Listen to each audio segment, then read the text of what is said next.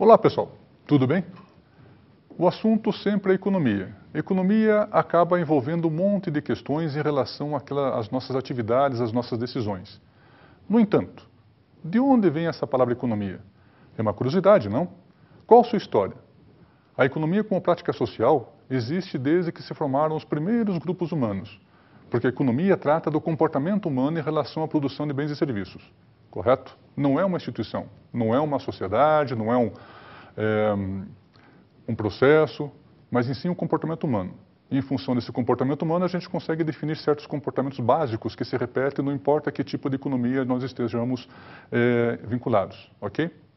Portanto, lá no início, a questão de produção de bens e serviços, na verdade, só produção de bens, e a troca, ela é relativamente intuitiva. Enquanto, como conhecimento científico, ela é bem recente.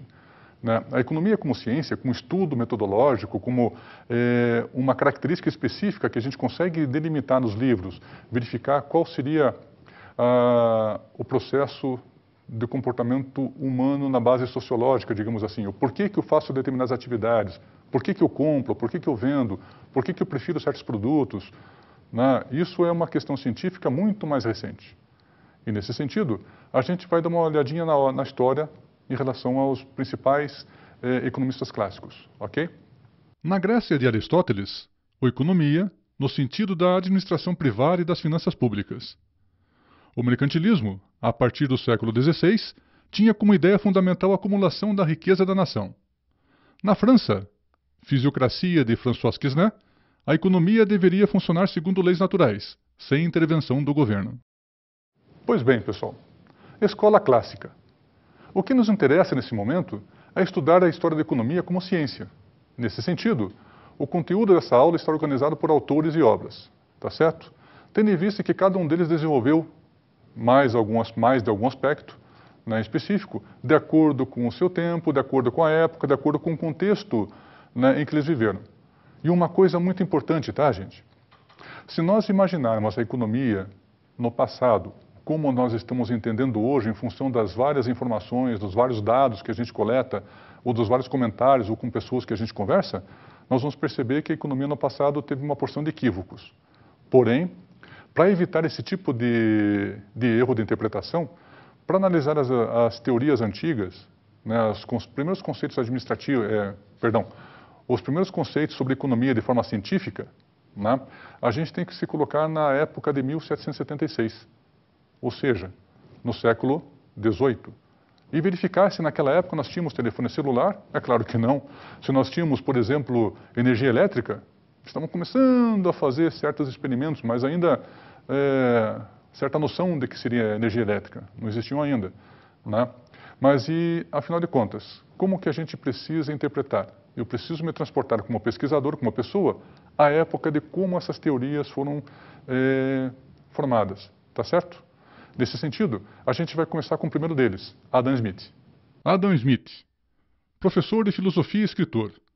Em 1776, publicou A Riqueza das Nações. Principais conceitos: livre concorrência, mão invisível, teoria do valor-trabalho, papel do Estado, proteção da sociedade, teoria das vantagens absolutas. Muito bem. Outro economista interessante é o Davi Ricardo. O Davi Ricardo, diferente de Adam Smith, não era acadêmico, era um homem de negócios. Ele vinha de uma família abastada e operava na Bolsa de Valores de Londres. Naquela época já tinha Bolsa de Valores. Né? Ele leu A Riqueza das Nações, era um discípulo de Adam Smith e que ele despertou grande interesse pela economia. Olha só, ele atuava na Bolsa de Valores de Londres. De outro lado, A Riqueza das Nações, de Adam Smith. Quando ele começou a se dar conta, teve contato com essa literatura e com as ideias de Smith, estava muito familiarizado, porque ele já praticava isso de certa forma na Bolsa de Valores, mas ele precisava de certa fundamentação científica, de certa noção de como os comportamentos são fundamentados.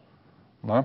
E essa questão de como os comportamentos são fundamentados, estudando de forma metodológica, é que dá a característica científica para a economia, assim como outras disciplinas, por exemplo, como a administração. Correto? Pois bem, quando ele terminou de ler esse livro do Adam Smith, ele conversou com Adam Smith né, trocaram algumas ideias, ele também foi influenciado por outros amigos, né, que faziam parte do ciclo de amizade. Em 1817, né, ele colocou a obra no mercado, escreveu uma obra chamada Princípios de Economia, Política e Tributação. E nessa obra ele colocou algumas ideias muito interessantes e aperfeiçoou alguns conceitos do Adam Smith. Ele acabou colocando na sua obra algumas coisas interessantes, como, por exemplo, a teoria do valor-trabalho, um pouquinho diferenciada em relação ao Adam Smith. O Adam Smith, lá na obra dele, ele comentou alguma coisa sobre vantagens absolutas no comércio internacional, né? E o Davi Ricardo, ele melhorou esse processo de vantagens absolutas, chamando isso de vantagens relativas, né? Ok? Nesse sentido, o Davi Ricardo também foi um grande colaborador em função de algumas atividades do Estado. Por exemplo, né, existe uma questão de consumo ricardiano ou ação do Estado que diz o seguinte, né? Bom, se o Estado, por algum motivo, para tentar incentivar a economia, ele reduz a carga tributária, eu, né, por ser uma pessoa consciente, por ser uma pessoa dotada de razão, de raciocínio, portanto eu penso, eu vou fazer o seguinte raciocínio. Eu não vou consumir, porque o governo reduziu essa carga tributária, e o governo queria que eu comprasse mais, mas eu não vou consumir mais, porque eu sei que, num determinado momento, o Estado vai ter que aumentar a carga tributária de novo para recompor suas finanças, né, para recompor suas receitas. E, nesse sentido, se eu não pagar essa conta, os meus descendentes vão pagar. E eu não quero fazer isso. Eu me preocupo muito com os meus filhos e me preocupo muito com os meus netos. Portanto, eu não vou cair nessa do governo reduzir tributos e consumir mais, porque eu sei que eles vão pagar a conta lá no futuro. Isso se chama equivalência ricardiana, correto? Fazendo um paralelo, né, saindo do ano de 1800, início de 1800 e voltando para o presente, em algum tempo no Brasil, né, começou mais ou menos em 2008 e sempre teve algumas outras possibilidades, 2010, 2011, 2012, redução de IPI para a compra de automóvel. E nós, como pessoas racionais, não compramos automóvel, porque a gente sabe que o governo vai ter que levar o tributo mais tarde para poder recompor suas receitas. E a gente está preocupado com nossos filhos e com nossos descendentes. Então nós não caímos nessa brincadeira do governo e não compramos automóveis, correto? Mentira. A gente acaba comprando os automóveis porque nós queremos o benefício agora e não dali para frente, né? Então essa questão da equivalência ricardiana é só uma teoria, um conceito teórico, mas é válido. Por outro lado, existem algumas ideias muito interessantes sobre Davi Ricardo que a gente vai ver agora. Davi Ricardo não era um acadêmico, era um homem de negócios e operador da Bolsa de Valores de Londres. 1817. Princípios de Economia, Política e Tributação. Melhorou a teoria do valor-trabalho de Smith. Modelo dos rendimentos decrescentes. Teoria das vantagens comparativas. Muito bem. Vamos agora para outro economista clássico, Thomas Robert Malthus. Lembraram do nome? Malthus é famoso, não é? Membro de família próspera, foi sacerdote da Igreja Anglicana. Graduou-se na Universidade de Cambridge, onde recebeu o Master of Arts Degree e foi aceito como membro pesquisador. Foi professor também dessa universidade, né, da História Moderna e Política Econômica. E também foi professor no Colégio das Índias Orientais. Pois bem, a obra de Malthus compreendeu duas publicações. A primeira, Ensaio sobre a População, feita em 1798. Essa obra é de grande impacto. É dessa obra que a gente lembra toda vez que a gente fala de Malthus. E depois, Princípios de Economia Política, em 1820. Percebam, Malthus era membro de uma família abastada. Foi sacerdote. No entanto, ele defendia certas coisas como a castração de seres humanos, ou seja, controle de natalidade. Mas isso para as famílias menos abastadas. Para ele e para as famílias que faziam parte do ciclo, isso não era aceito, né? Outra questão era controle da população via um modelinho muito interessante de dizimação chamado guerra. A população poderia ser controlada também em função das guerras. Por outro lado, né, pestes também faziam parte de todo o repertório para controlar a população. Vamos ver por quê? Sobre o ensaio sobre a população, mostra que os problemas da sociedade estavam relacionados ao excesso populacional. Matematicamente demonstrou: a população cresce em progressão geométrica, alimentos crescem em progressão aritmética. E então, perceberam o conceito de Malthus? Vamos lembrar, a população cresce em progressão geometricamente, enquanto a alimentação cresce de forma aritmética, ou seja, linear. Não é um crescimento que tende, digamos, a atender às necessidades de alimentação da população humana.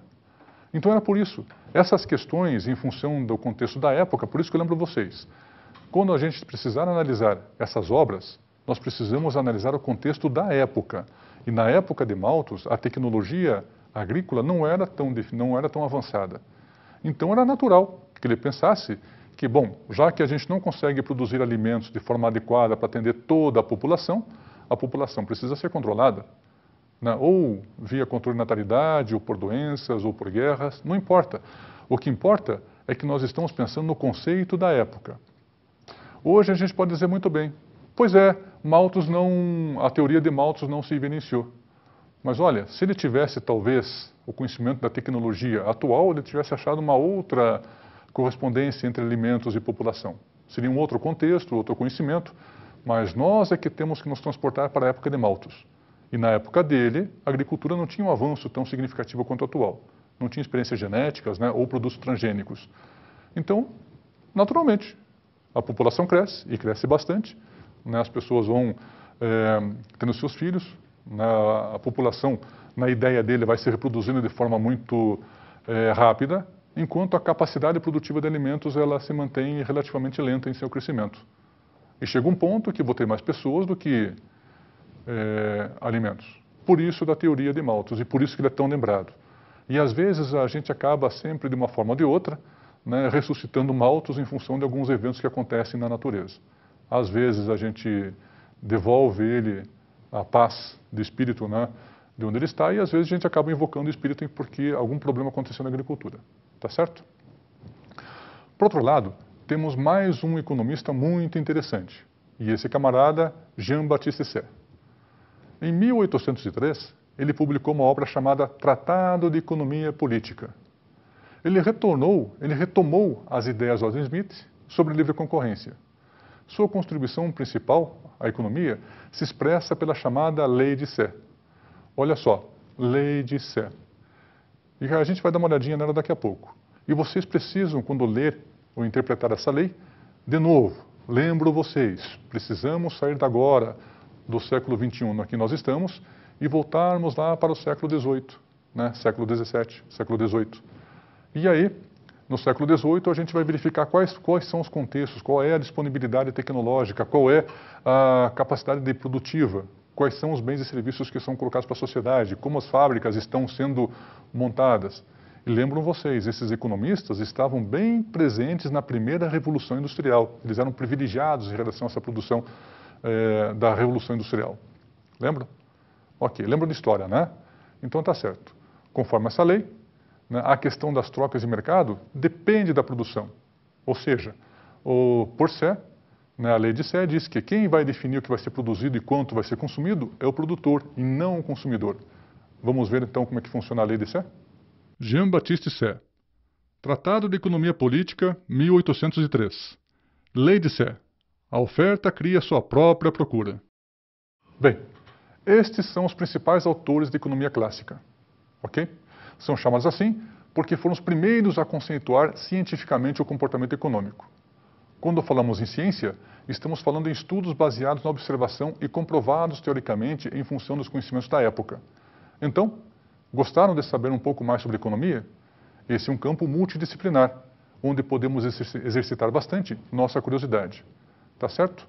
Para vocês, administradores, estudem bastante e até o próximo encontro.